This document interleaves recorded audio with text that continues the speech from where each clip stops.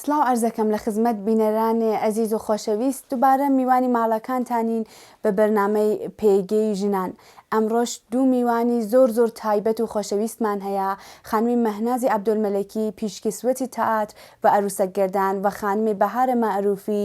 سینەماکار. بەخێر هاتن سەر و سەر چاومان. لێوە دەست پێکەین. بەهارگیان متەوەلد کوێیت و چەند ساڵتە؟ من متولدی شاری ورمیم،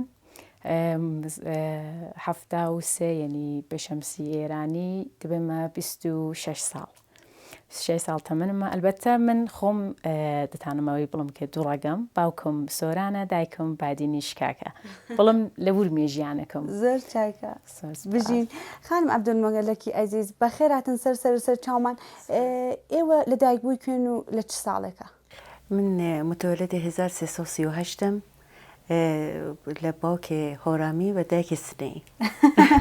بەخێر هاتن. خۆشبنیە. لەکوێوە دەستی پێکرد ئەلاقەی ئێوە بە شانۆ؟ وەڵام من کار هۆنەریم تقریبا شاید بەلە انقلاب بوو تەک ئاغای حەمید عەبدولمەلەکی برام لە کانونە پەروەرشی فکری و کودەکان و نەوجەوانان. ئەوانیش هۆنەرمەند بوون. بەڵێ ئایسا هەنە هۆلەندا ئەوانیشە لێنە لۆلاخەرکن کارێکن تەک کوردەکان ئەولا. بعد ئیتر ئێمە کارمان شروع کرد بە کارێ عەروسەگەردان بوو تا اینکە ئیتر انقلاب بوو. من ئیتر مقدارێ وەقفەت لە کارم کەوت و هاتین و بۆ کورسان. ئیتر کارە هۆنەری و ئەمانمانە شانۆتان دەست پێکرد. ئەرێوەڵە. بەهارگیان لەکوێوە ئەم شتە ڕیشەی لە ناو دڵتا چەقان ئەلاقە بە سینەما؟ ئەو ئەلاقەتان بڵێن کە لە مناڵێ بووە، یعنی من ئەگەر مناڵ بووم حەزی من تەفریحی من دیتنی فیلم بوو، یعنی بە فیلم دیتن و حەزکردن من زیاتر حەزم لەوە بوو کە ببم بە کارگەردان، یعنی لە دیری کارگەردان چاوەڕێی فیلمەکانم دەکرد و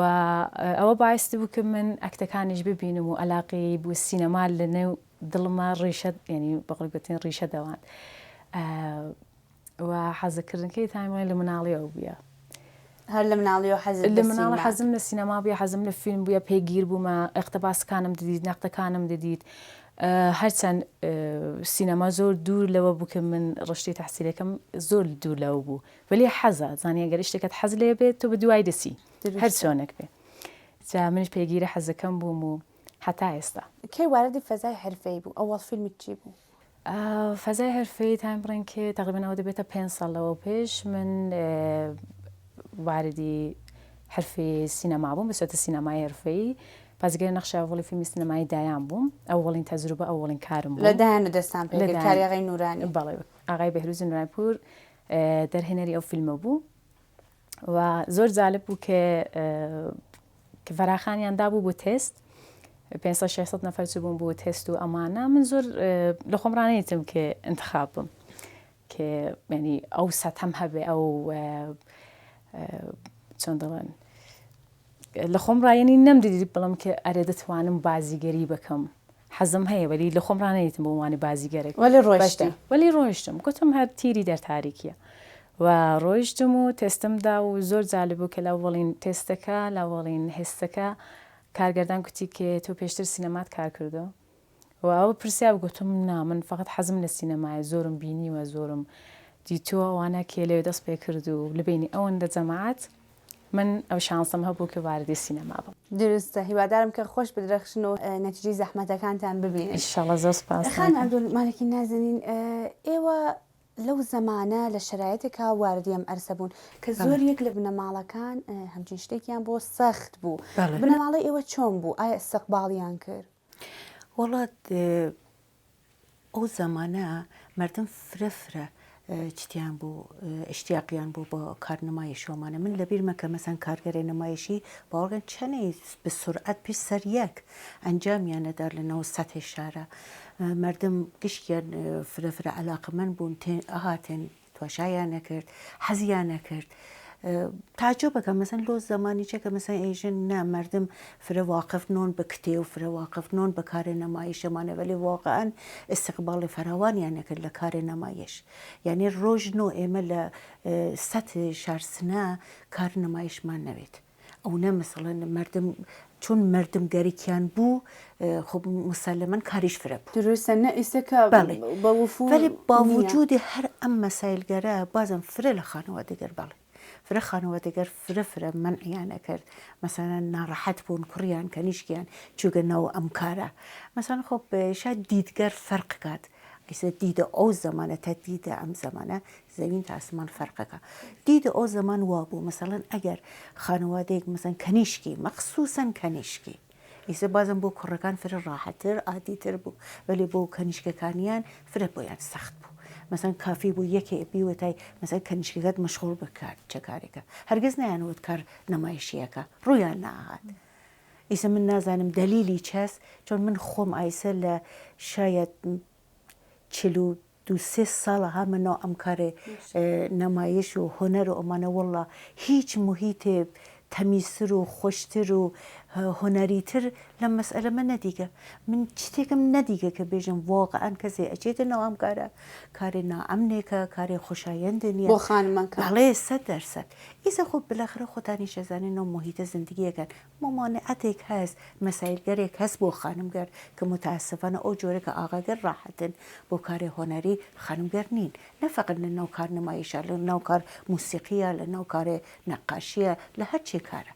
دروستە ولی خۆبیتر دروستە بنەماڵی ئێوە ئایا لەو بارە چۆن بوون خب چۆن من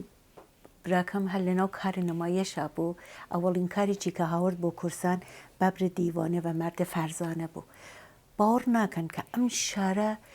ڕۆژن و ئاوا کیپ بێنە ئەم نمایشە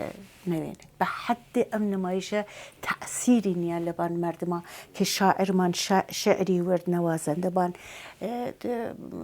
ئاهەنگی دروست کرد بۆ ئەم نمایشە فرە عالی بوو کە هەر ئەم نمایشیانیجە برد بۆ ئەوروپا بردیان بۆ فەڕەنسا ئەنجامیاندا فرە عالی بوو چەنێ خۆش ئیسە بەعکس ئیسە کە ئێمە سندڵیەکانمان خاڵیە لە متەئسفانە چندم شای کاری یەکترینەکە و ئەمەڵەن خەڵک ناینە ناو ساڵۆنەکان و چی لەوە ئەزاباوەتر بۆ کەسێکە شانۆ کارەکە بۆ سندڵی خاڵی ئیجرا بکە متەئسفانە ولی ئەو وەختە وانە باوەڕکەن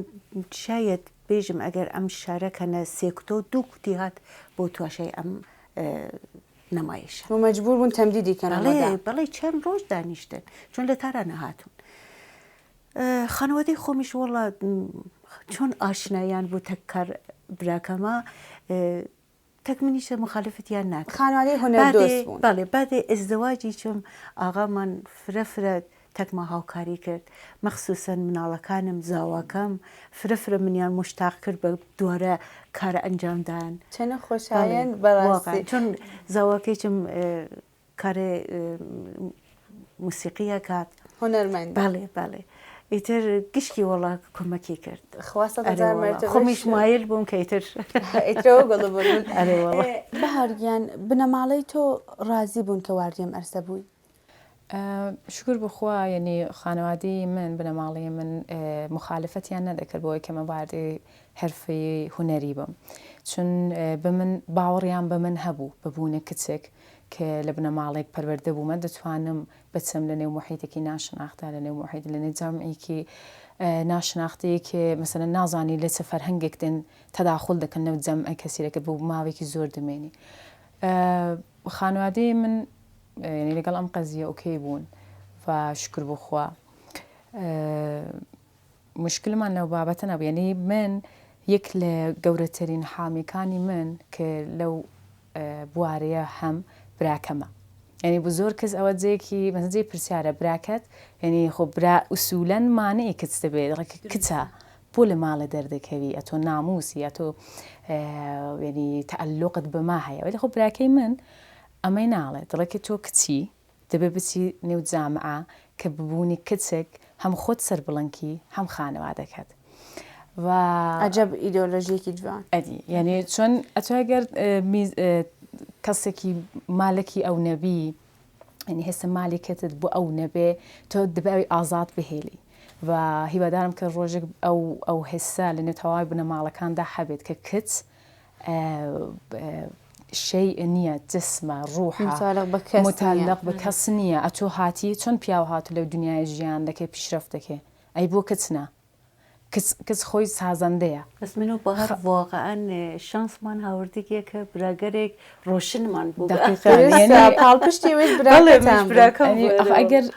ئەسلی کارەکە ئەوەیە گە بنەماڵەکە دروست پەروەردە ببێ لە لەحاظی فکری و یعنی مەحدود نەبن زەهنیەتیوان ئەم کارانەی بە شتێکی زۆر غوول نابینن زۆر شتێکی وەحشەتناک عجیب و غەریب نییە یعنی محیتێکی کارە چۆن کابرێک دەسێت مەسەڵەن خانمێک دەتان بچێت لە ئیدارێک کارکێ بۆ خانمێک ناتانە بێت لە هونەر کارکێ فعالیەتی هەبێ یعنی فەرقیان چییە؟ هیچ فەرقی بەڕاستی چۆن ئەتۆ ئەگەر باوەڕت بۆ کچە هەبێت لە هەر محیتێکدا دەتوانێت ڕۆشت بکەیت فقط لوتفەن خانوادەکان بتوانن بەستەری ڕۆشتەکیانی فەراهەم بکەن ینی بەستەری ڕۆشتەکان فەراهەم بێ بە باوەڕیان هەبێ بە کچەکانیش ینی ئەسلی کار خودی خانمەکانیش هەن کە ئەو باوەڕەی ئەو بڕواایی بە خۆیانیش هەیان بێت بە خانوادەی خۆیانیش بدەنە و باوەڕەی یعنی ئەگەر ئەتۆ خۆت کچێکی مستەقل نیشان بدی ئەتۆ خۆت کچێکی چۆن پایبەند بە ئوسول و اعتقاداتی مەسەلەن ناڵم اعتقاداتی مەزهەبی اعتقادات چارچوبەکەت هەبێ ئەخلاقیاتت هەبێ پایبەندی بی لە هەر محیتێکدا بێت و لەو چارچوبە دەرناکەوی تحت هەر شەرایەتێک بێ و شکر بۆ خوا یعنی من ئاوا خۆم پەروەردە بووم و خانوادەکەمیش ئاوا پشگیریان لە من کرد و کە ئێستا لەو مەرحەلەم و خوش ئێوە خام عەبدولمەلەکی نەخشی خانەوادە بە تایبەت جنسی مزەکر باوک برا هاوسەر لەم ڕشتەیە بۆ خانم هایەکە لەم ئەرسە فعالی دەکەن چۆنە بینن واقعا دیدیان فرە ڕۆشن بۆ بە من مەسئلە با وجودی کە من دایکم خۆ بالاخره سن و ساڵێکی لێ گذشت لە خانمگەرە فرە قەیمیش بوو خۆ هاوسا بوو فامیل بوو ئەوانە مەسەلەن سۆحبەتیانەکە یانوت مەسەن کوڕەکەت کوڕێک و کەنیشکێکی لەناو کارە هۆنەرە بوو ولی با وجود ئەمە مەسەڵەن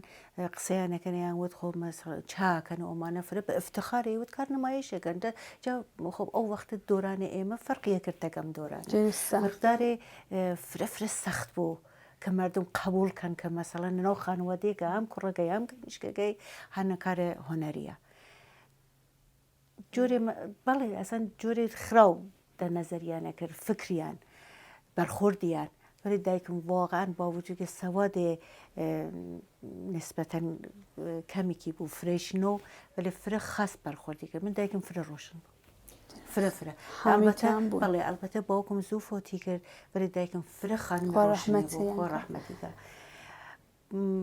بو خاطر ام مسئله بو که متوانی من ادامه بدم بجا من خوشبخت بوم لما که بعد ازدواجی چم کەسێک بوو کە خاندەرتان بوو بۆک مناڵەکان خۆمان کوردلەن ئەسەن کارە هۆنەری گشتی یا لەناو موسیقیا بوو یا لەناو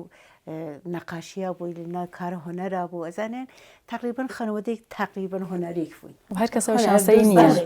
بۆ خانەوەدە مامانەعەتێکم نەو من ڕاحەت بوو یەک لە خۆششانسەکانتان زۆر بۆ جەشنوارەکان ئێمە مەسەن ئەچون بۆ فرە دوور ئۆلای مەسەن ئاواز لە گەشت سارانە سێ چوار ڕۆژ 5 ڕۆژ یەک هەفتە لێ نەبووم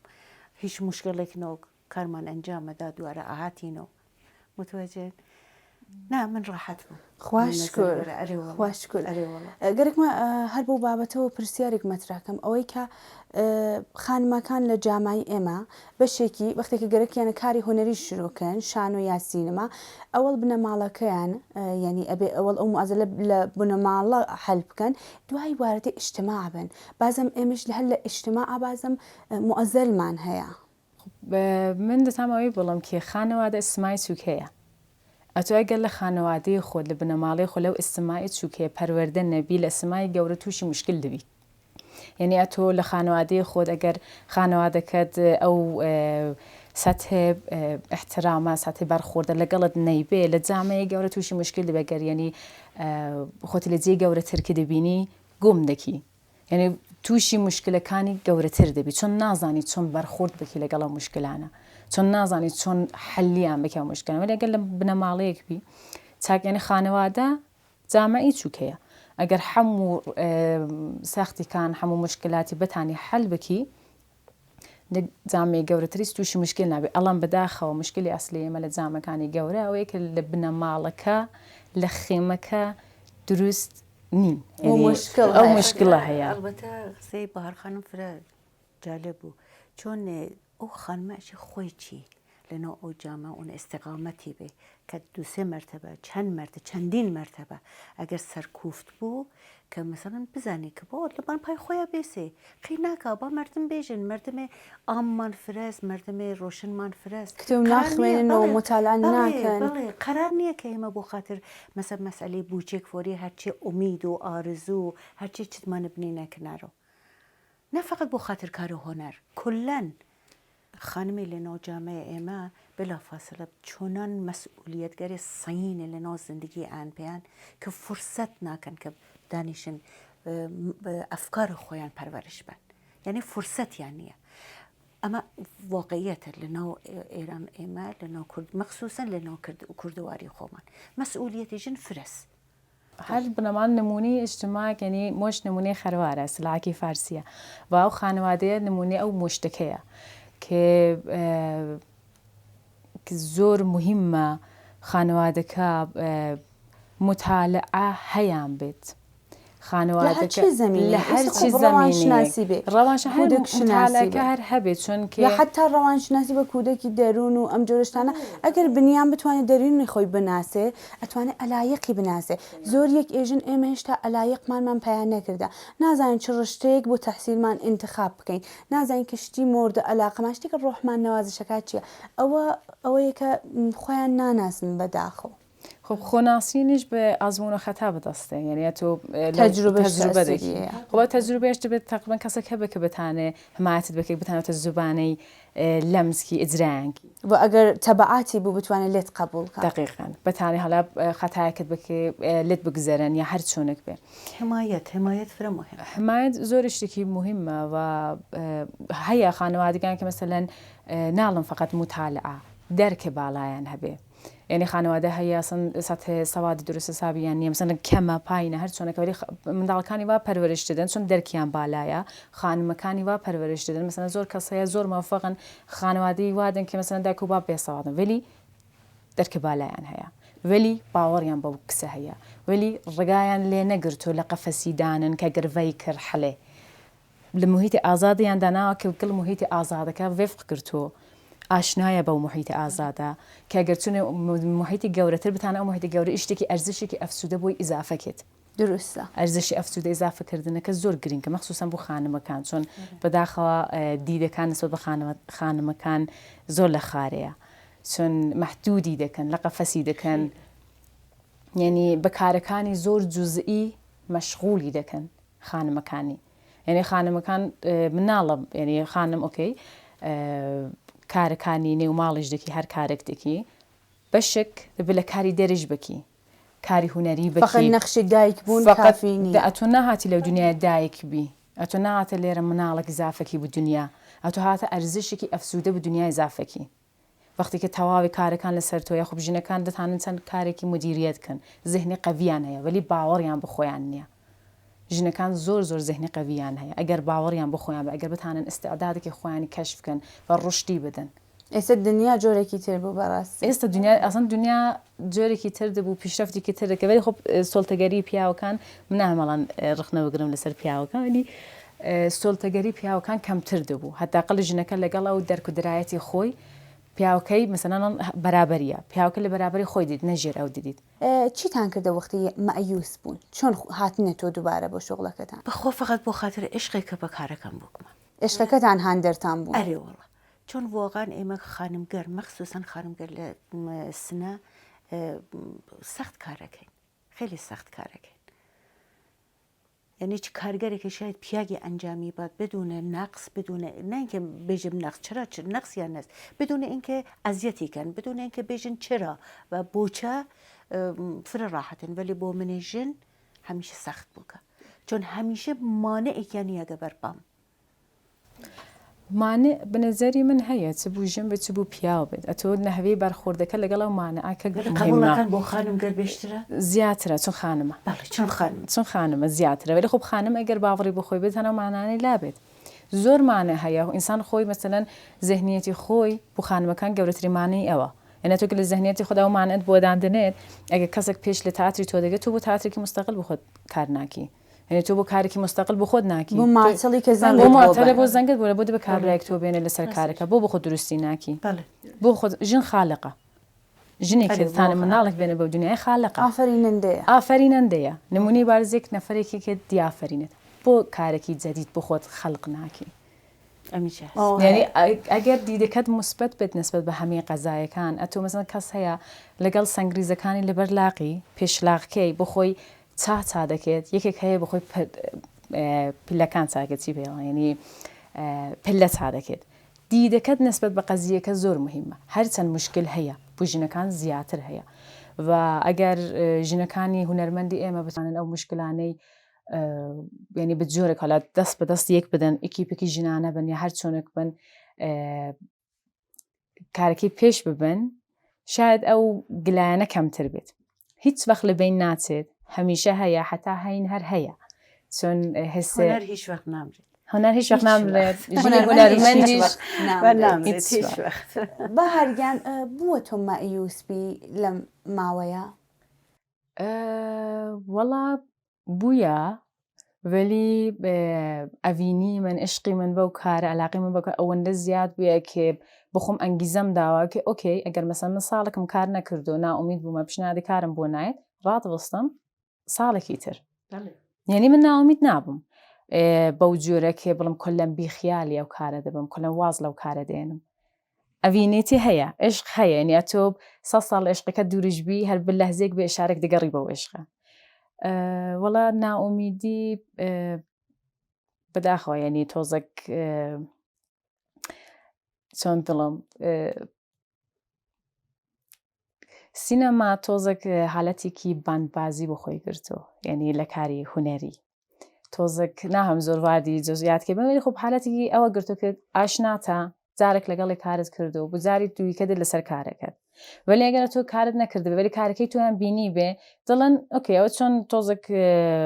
چهرەکەی شاید زیادیە هەت تەبیعیە شاید بە کارە من نەیە من ناڵمێنێ لە سینەما ئەتۆ دەبێت چهرەکەت بە کارکتەرەکە بخۆت ولی ممکنە جاری وای بێت کە تۆ چهرەکەت بە کارکتەرەکە دەخۆت ولی بە خاطر یەک سری مەسایەکە کەسێک دێت کارەکانی لە پشتی پەردە ڕەت و بەدەڵ دەبێت ئەتۆ نەخشەکە لێ دەستنەوە تۆ خانە نشین دەبی درستەوەی پەدیدەیەکمان درستەوە پەدیدەیەکمان هەیە بەناو بازیگەر ئیسپانسەر کە نەوزهورەوە تازە هاتە قەدیم فقط بەحسیەوە بوو کە کەسێک بێ ارتباتێک بگری مەسەلەن معرفیت کاتمانە ئیسا دین مەبلەغێکیان و کایەکەن نەزەرتان چیە سەبارەت بەوە دقیقاً ئەو مەسەلە هەر لە سینەما هەیە ینی بۆ منش پێش هاتە ینی چەند کارگەردان بوویە کە من نەخشەکەم گرتوم هەڵە ناو نابم کوتیانە کە دوای دانیشتون کوتیانە کە نەخشەی دەهێوی ئەگەر کاملەن دەهێوی دەبێت مەسەلەن بێ 70 میلیۆن 100 میلیۆن مندەی نەخشە بدیم بە تۆ دیدە دەبی دوو کار دیدە بوو کاری سێکە پوڵ لەوە زیاتر دێت بۆ تۆ یعنی تۆ دەبێت لەسەر خۆت هەزینە بکی لە سینەما بداخەوە کە بتانی حوزورت هەبێ ئێستێدادەکە کولەن لێرە لا دەچێت درستە ولی بەرعکس لە تئاترا ئەسەن پوڵ نییە بەنظر مەسەن کەسێکە مادیاتی بێ نابێ فقط ئەو عشقە بکارە عشقی کە بەکار هەسەوە بۆ بان سەحنە کە فقط خۆتی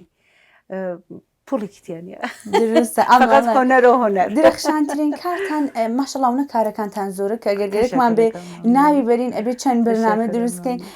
درەخشانترین کارتان چی بووە من ئەوەڵین باری کە لە تای کورسانەنەوە لە سنەنەوە وەختی هاتمە و مناڵەکان یەکتیریمان پیا کردەوەمانە ئەوڵین کارتێک ئاغای فەرشیدێک گەوێڵی بوو کارێ خاموشی فرە لەبانمە ئەسەری خۆشی نییە فرە هەتا ئتفاقەن جەشوارێک و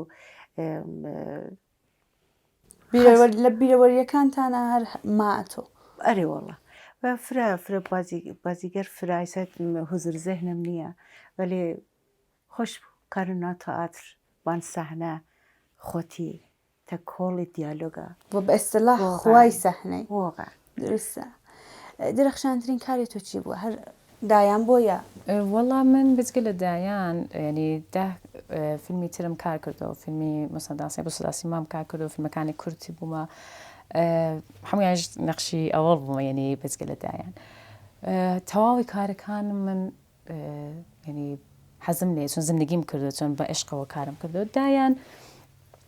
شاید بتان بڵێن درەخشانترین کارم بوو ئەو تا ئێستا چونکە کاری ئەوڵم بوو تەجروبەی ئەوڵم بوو سەختترین کارم بوو هەتا نزیکی مردن چوم لەم کارە یعنی وای لە هاتوێ سپاسانەکەم یعنی لە کاتێک بوو کە لەسەر شاخ دەسوومەن سەرێ لە سەرماکە فشار خێنم کەف منیان برد بیمارستان دوکتۆرە گوت بەگە 5 دقیقە درەنگتر هاتبە و خانمەجیانە خۆی لە دەستدا بە خااتری شدەتی سەرماکەی کە تەحملم کردبوو لە چه فەصلێکا دروستان زستان بوو لە سارترین فەصلی ساڵ و مەسەن چۆن ئێمە بازیگەر بووین نەمانتانی زیاد جلوبەرگی گەرمەوانە لە بەرکینە لە بچکە لە کارەکانی کاتەکان درەخشانترین کارکەتانی ئەوی بڵێن وەلی خۆ لێزت بەخشترینەکانی ئەگەر پێتان بڵم کارێک ببوونی ژن ئەڤڵین تەجروبی کاری من لە دەرەوەی وڵات کە لە تقریبان بینێ هەولێر و سلەیمانیە من ئەڤڵین تەجروبی کاری کۆتان بوو و تەنیا کچێک بووم لە گروپێکی تەواو پیاوانە بە تەنیایی لە ئێرانەوە چووم لایەکی بەدا نەخشم بازی کرد بە تەنیا بووم جا هەموو ئەوانی کە لە ئەو بەربوون دیان کوت کە چه کچێکی کە تەوانا و مستەقلی کە دەتوانی بە تەنیایی بێ بە تەنیایی لێرە بمێنی کارکی و لە ئەکیبێکی تەواو پیاون هیچ مشکلەکەت بۆ پێشنێت جا من دڵم ئەگەر من پایەکی قەویم نەبا ئەوەندە باوەڕم بۆ خۆم نەدەبوو کە بتانم لە دەرەوەی وڵاتیش بازیگەری بکەم لێزت بەخشترین کارەکەم تانین بە کاری کۆتایی گەڕانەوە بێت بڵم دوای ئەو چەند کاری دەرەوەی وڵاتی ترشم بوو ولی خۆبەوە چۆن تەنیا کچێک بووم لە بینی گروپێکی تەواو پیاوانە بۆ خۆم ئفتخار بۆ سەخت نەبووە بۆ من سەخت نەبوو من چون ئەوان بە جنسیەت بۆ پیاوەکان چاوەڵم نەدەکرد جنسیەت مەرزبەندیان نەبوو مەرزبەندی نەبوو من کار دەکەم بە بوونی کارێک چاوەڵ دەکەم جنسیەت نادەم بە تۆ پیاوی ژنی تۆ هونەرمەندی من هونەرمەندم پێکەوە کارێک دەکەین ئەنێگەر ئەو دیدە هەیان بێت تەواوی جەماعەت تەواوی هونەرمەندەکان هیچ مشکلێکی دیکە پێش نایە جنسیەت نەدەن بە کەس لە کار جنسیەت مەدەن فارغ لە کوڕ کچ هاوکاری من تۆی هاوکار دەبینم هونەرمەندی ئیسا چه پیاک بی چه کچبی ئەسەن کولن تۆ هونەرمەندی چه فەرقێکەکە هونەرمەند ژن و پیا و پیر و جوان هونەرمەند جنسیەت ناناسێت تۆ هونەرمەندی کاری هونەری دەکەی جنسیەت بدی خرای دەکەین درستەخام ئەم دولمەلێکی ئەگەر بگەڕنەوە بۆ ماوەیە کە ئەو سەردەمێکی دەستان پێکرد بازم ئەم ڕشتە انتخابەکەنەوە بەڵێ چۆن ئێساسەکەم هەر بۆ ئێساسە هەست بە دنیا ئەوە بۆم خۆشایی هیچ خۆتان فارغ لەو شتە نەدیە وەکو ناوتان نەوەڵە عادی بووە ئەسەن زندگی خۆی نەمایشە زندگی کە تۆ لە زمانێکی چاو بازەکەیت و ئەم دنیاوێنیت و گۆرەویت و مەسایلگەرێکە بان و خوار بۆ تۆ پێشتێت هیچکی نەمایشە ئیسا ئێمە ڕێزێ بێشتر ئەچینە قەرق بووگین لە ناویە لەنە کارێ هۆنەری و ئەمانە عاشقی کارمە حەزی پێەکەم و با وجودی کە ئیتر سن و ساڵێکم لێ گوزەشکە هەمیشەش قوربان و هەمیشەش نەخشەکارم نەخشە دایک بووگە کە وتگەم بابا من عمرێ دایکم نەخشگەر تریشم بن پێ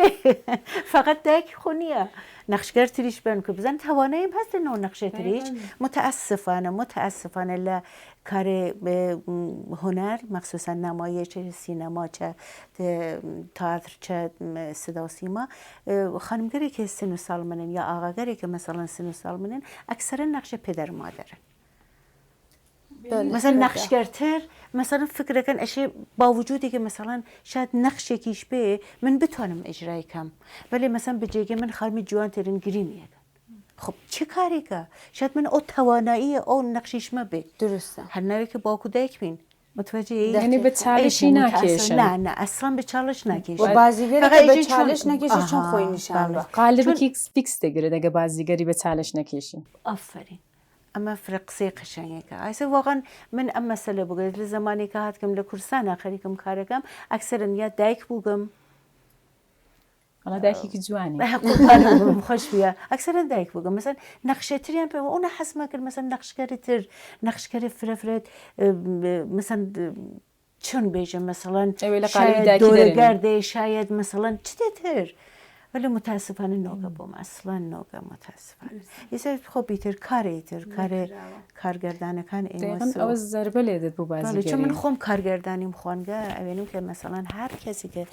کارە هۆنەر ئەنجامە مسلمە نەتوانێت هەر نەخشێکی ئیفاکە فقط یەک نەخش ناتوانێت ئینسانەژە بازیگەر ئەبێ فەرقێک لەگەڵ خەڵکی هەرچی ئەنجام بە بەڵێەوە متاسفانە فرە مەحدودە بازیگەر یعنی بازی مەحدود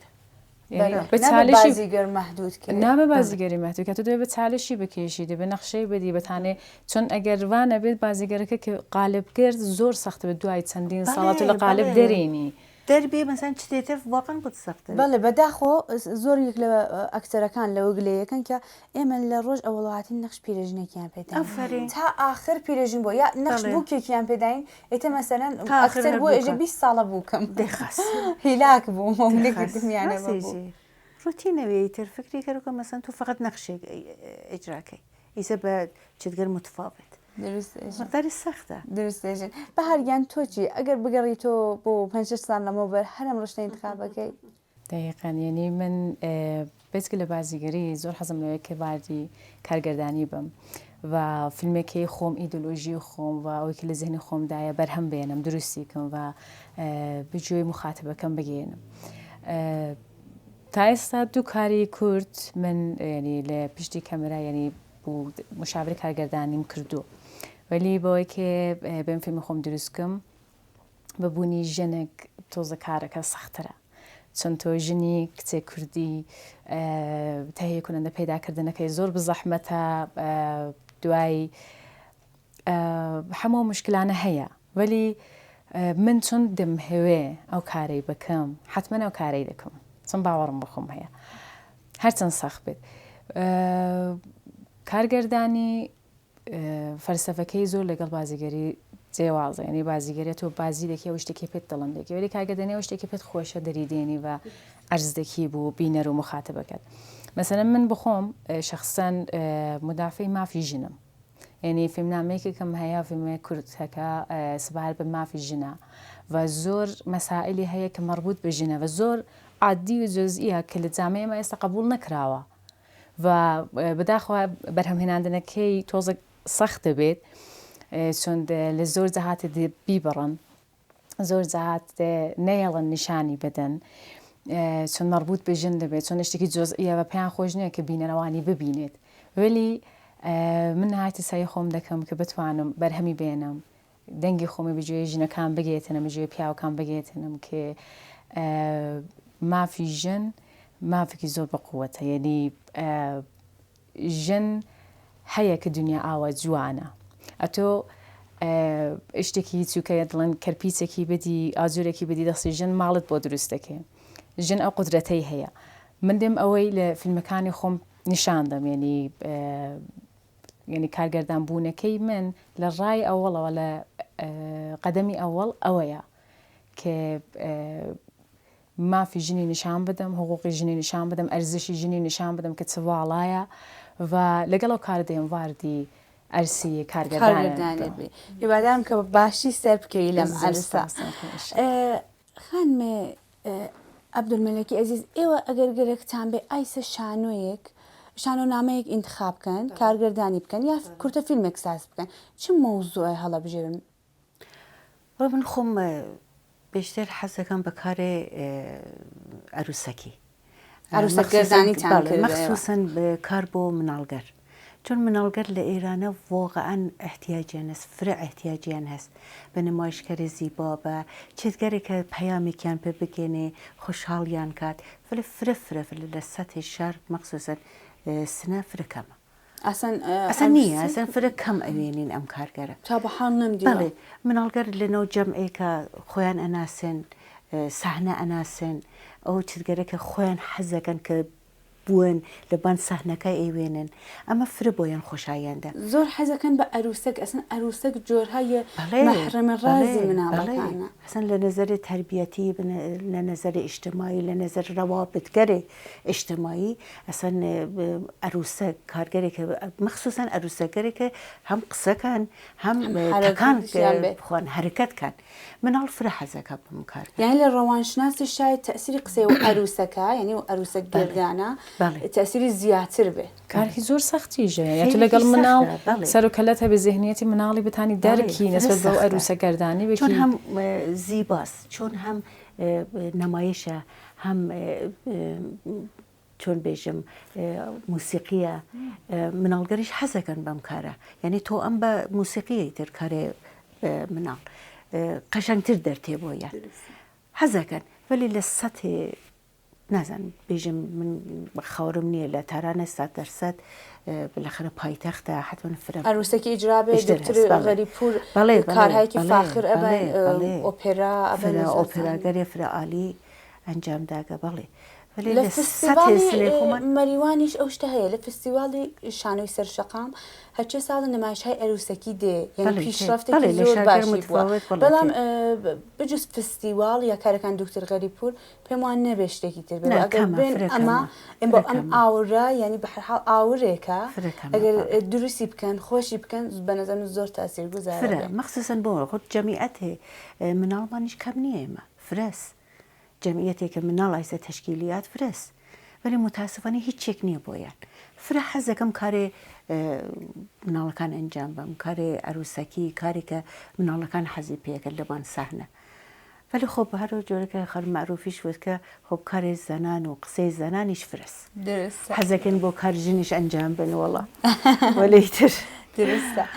ئایا ئایسە لە معاسرە فەزا وەبەستەری مناسب بۆ ژنانی شاغڵ فەراهەمە ئێستا نەک فەقەت شان و کار و سینماکار وەڵا فەزا ئێستا یعنی دەتانین بڵین دەرها لە حازر تۆزێک دیدەکان تاغیر کردو نسبت بێ قەدیم ولی تاغیرەکە شاید بڵێن 100% زۆر تاغیرێکی گەورەی نەکردو بڵێ کە ژن بە وانێک موجودێکی مستەقل لە صاحب اختیارێ شاید مەسائل اقتصادی ژنانی هەندا اقتصادی هەم مشکلاتی کە خانمگەر هەسیان ناگەین یعنی ئەو فرسەتەکە درستە ئەو فرسەتەکە بۆ خۆیان هیچ زەمانێ تاینکەن کە بۆ بە خۆم هیچ بالاخره ئینسانێکم درستی ژنم ولی ئینسانم زەمانێ تاینکەم بۆ خۆم فقط ماڵ نییە مناڵ نییە مەسایلگەرتر نییە منش خۆم ئینسانم لەم تایمە فراوانە کە من ئەگەیم بە باوک ئەگەیم بە دایک بێت مناڵ بە زندگی تایمە کوچولویکیشدانم بۆ خۆم نییە ئەو تایمە نییە چۆن ئەنجامی بن بە سەزوانگەر من بەداخەوە مدیریەتکردنەکەی زۆر سەختە کە تۆ بێبی لەسەر خۆت کارکی یا لەسەر خانەوادەت کارکی لە مەسئولیەتیش لەسەر شانی ژنانە بەداخەوە ستۆنە ماڵ ژن نەوێت تر هیچ بنظر من ئەوە یەک خەتای فاحشە کە مەسەنە تەواوی سەنگینیە بار لەسەر دووشی ژن بێ البته من خۆم مەسەنە بۆ وان هونەرمەند حەز ناکەم کە مەسەنە من هونەرمەندم کار دەکەم دەرێ کار دەکەم بێم کاری ماڵش لەسەردا بکەم کە پیاوەکە فقط لە دەرە پول بێنێت بۆ ماڵێ منەوەی حەز ناکەم پیاوەکە کار دەکەم منیش کار دەکەم حقوق بەرابەریمان دێ ئەگەر من یەک کار دەکەم تۆ ژێ کار بکە بۆ دەبێت تەواوی کارەکان لەسەر خانمێک بکە خانمەکە نەتوانێ لەسەر خۆی و توانایی خۆی و ئایندەی خۆی و دنیای خۆی قەدەمێکی نو هەڵگرێت زمانێ بۆ خۆی نەبێت زمانێکی بۆ خۆی نەبێت خب ئێمە ژنەکانمان ئێستا واردی مدرنیتە بوون ژنەکانمان شاغڵن وەلێ بازم مەسئولیەتی کاری ماڵ هەر لەسەر شانیانە و ئەچنە بۆ ماڵ وەکو وەزیفەیەکی لێ هاتە کە بێ غەزا دروستکەن ماڵ مڕەتە بکەن بە مناڵەکانە بگەن و ئەم وەزیفە نازانم تاکەی ئەبێ و فقط وەزیفەی دایکە ئەسەن وەختی فکرەکان ئەسەن ئەم وەزیفە کی دەگێ بەم ژنگەرە چرا ئەوە مەسەن تەلقییان کردگە بە ژن کە تۆ وەزیفەت ئەمەسە ناوانە گشتی ئەو هەر کەسێنەوە ئەو ماڵە هەست وەزیفەی هەست هەر جۆمەندەی وەزیفەتی کە ئەترافی خۆی تەمیزکە کار بکە هەر کەسێکە گیانی تایە و ئەجوڵێتەوە قڵمان وەزیفەی دایک نییە یعنی ئەو سەرکوفتەکان و تاقیرکردنەکانی ژن لە سەتی خارە هێناندنی ژنە کە باعث بێ ژن ئەو مەسئولیەتی بەخۆی قبولکە ئۆکەی من ژنم وەزیفە سەرمەنە هەر چۆنێک بێ قسە قبول بکەم کاری دەرێ بکەم هەر کار بکەم کاری ماڵش دەکەم یعنی نەکەم شاید قسەیەک بخۆم شایەک تووسەریەک بخۆم شایەک ناڕەحەتیەک ببینم بۆ خاترێک ناڕەحەتی نەبینم من تەن دەدەم بەو کارانە ئایندەی خۆم هیچ شاید مناڵک بێنە مناڵکەم ئایندەی هەبێت ئەگەرە تۆ خۆت نەتوانیت ئایندەکەت دروستکی چۆن دەتوانی مناڵەکەت هۆڵ بێتی ئایندێکی دروستکە زەنجیروار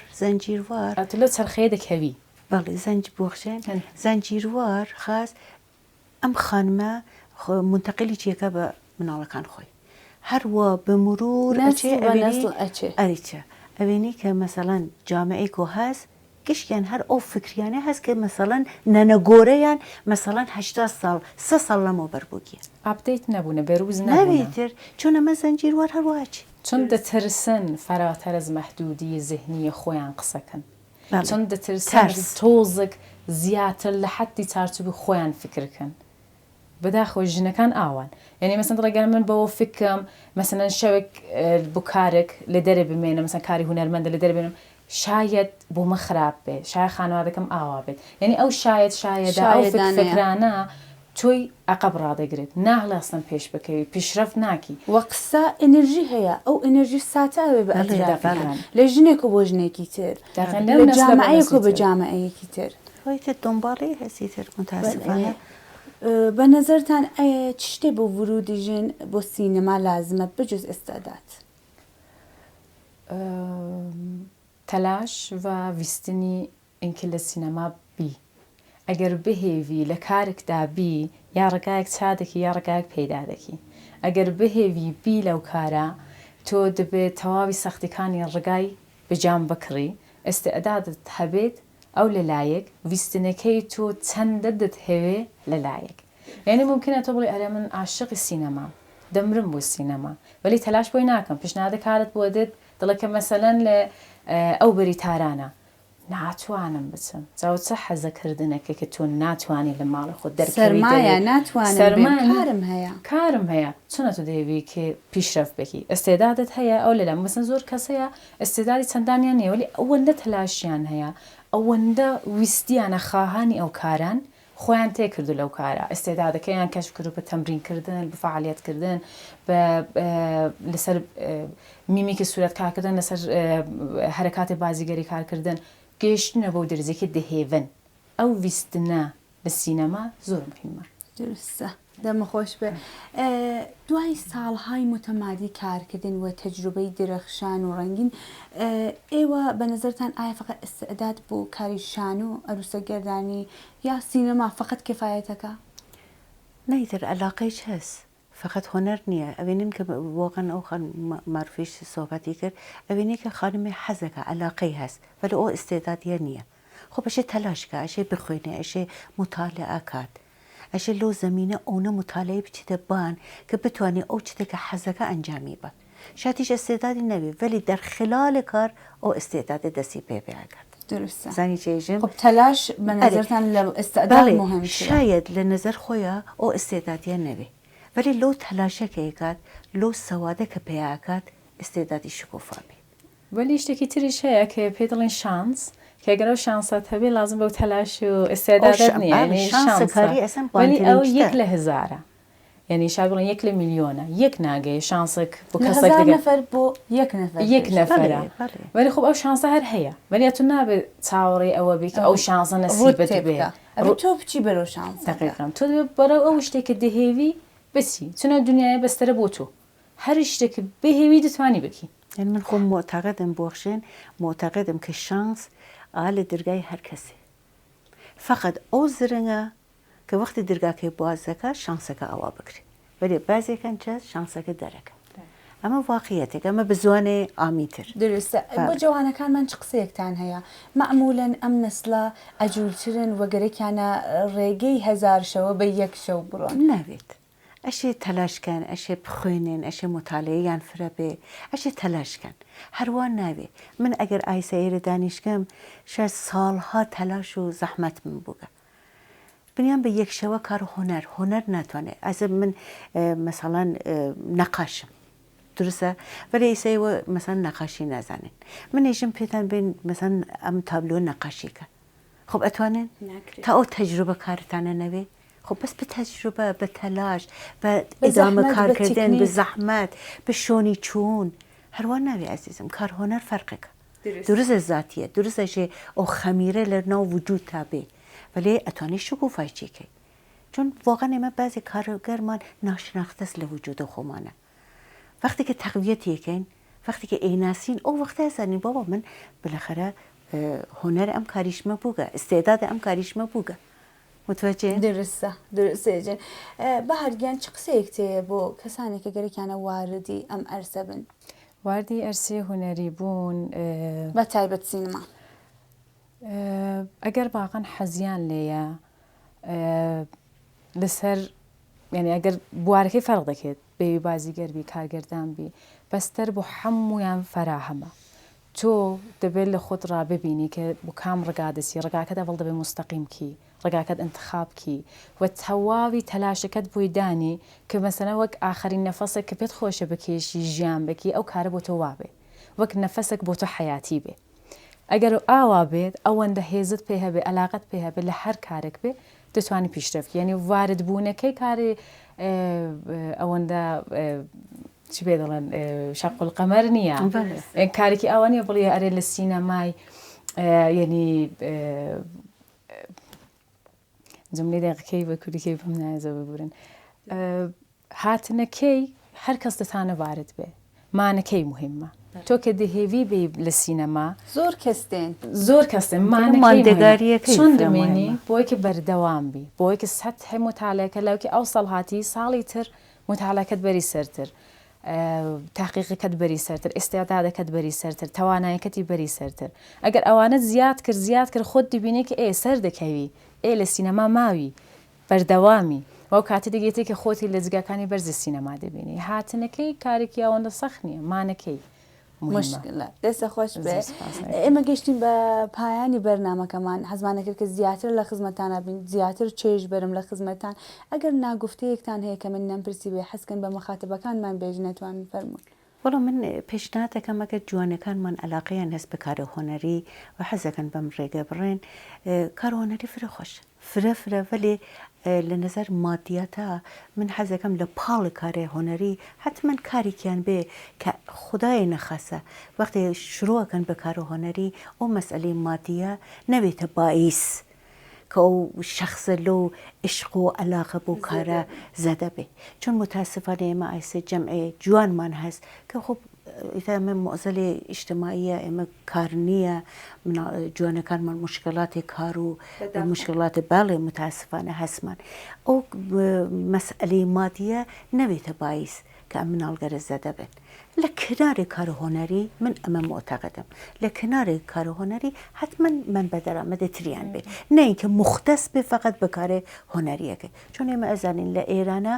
هۆنەر فرێت لە ناقسە لەنەوە قسە فرە هۆنەر هالەبانە بە لەنەوە ئەمەڵە متاسفانە هیچێکی نییە ولی تا بێژی لە نظر قسە و لە نظر شانازی و لە نظر هەرچی شتی خاصە ولی متاسفانە لە نظر مادیەکەی و لە نظر چیتەکەی فرەهای نەخوارە ئەگەر کە ناگفتەیەک تێ بۆ مخاتبەکان بێژە وەڵا ناگفتەکە ئەمەیە کێ جوانەکان ئینسانەکان باوەڕیان بە خوددا بێت چون